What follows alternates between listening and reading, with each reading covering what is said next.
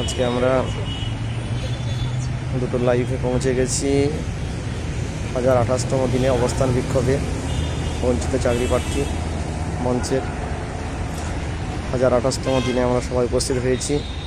এখানে উপস্থিত হয়ে আমরা দুটো লাইভে আমরা সবাই একত্রে সমাবেত হয়েছি।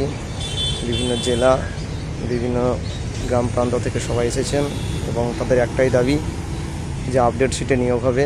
সেই দাবি রেখে সবাই একত্রিত হয়েছেন।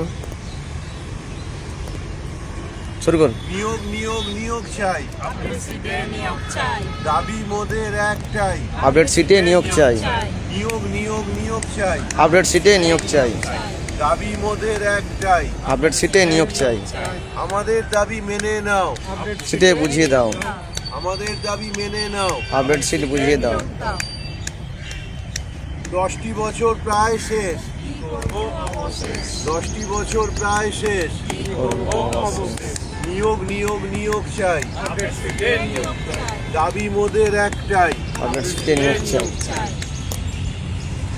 আমরা এসএসসি ইন্টারভিউ বঞ্চিত আপার প্রাইমারি চাকরি প্রার্থী বৃন্দের পক্ষ থেকে আমি প্রশান্ত পাল হুগলি থেকে আসছি। আমরা এখানে আজকে 1000 দিন পেরিয়ে গেছে, আজকে 1028তম দিন। আমরা এই শহীদ মাতঙ্গিনী হাজরা মূর্তির পাদদেশে আমরা এখানে অবস্থান বিক্ষোভ চালিয়ে যাচ্ছি।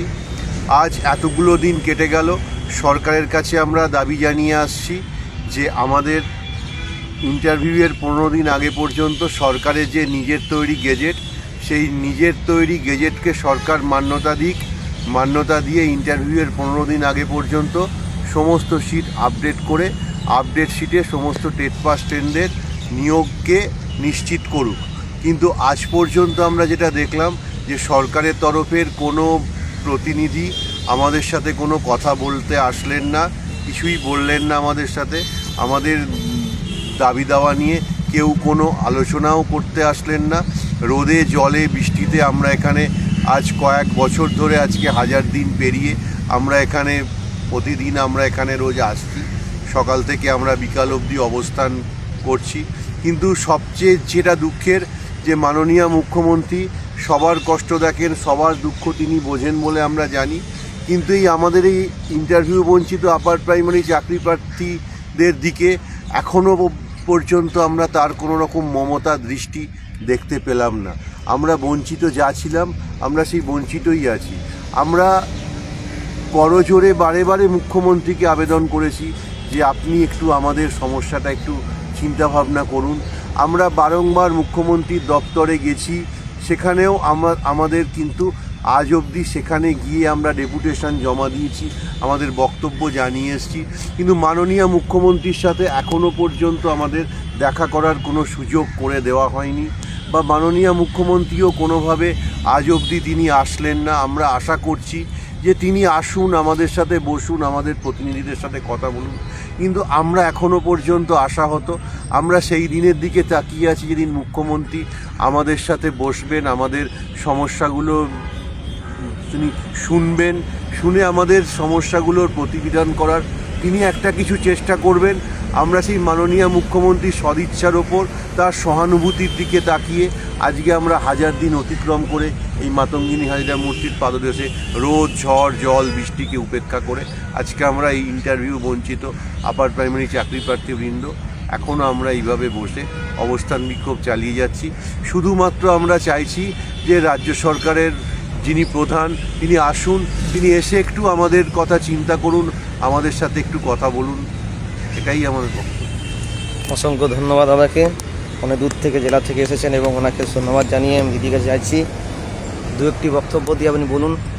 এত দূর থেকে এসছেন, আপনার ছোট বাচ্চাকে বাড়িতে ফেলে এই সরকারি চাকরি পরীক্ষা দিয়ে বিএড পাস করে এতদিন অতিক্রান্ত হয়েছেন এবং তার মধ্যেখানে পরিবারকে ছেড়ে এই যে আপনি এসছেন, আপনার একটা জীবনের যে অন্তিম সময়ের যে একটা অভিজ্ঞতা এবং তা আপডেট শিট আদৌ হবে কিনা সেটা বললে খুব ভালোই হয়। দেখুন, হ্যাঁ, আমার নাম হচ্ছে মিতা দাস, আমি হাওড়া জেলা থেকে আসছি।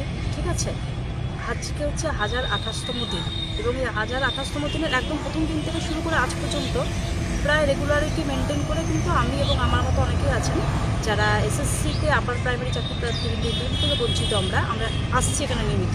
একটাই আশা আমাদের, যাতে আমরা মানে এই যে আপডেট সিটটা আপডেট হয়ে মাননীয়া যাতে আমাদেরকে একটু দয়া করে চাকরির ব্যবস্থাটুকু করে দেন ব্যাস। কারণ আমরা যোগ্য, আমরা এলিজিবল, এটা আমরা জানি, কিন্তু তা সত্ত্বেও আমাদের যেটুকু ভরসা বিশ্বাস সেটা কিন্তু আমরা তার প্রতিদানটা এখনও পাচ্ছি না।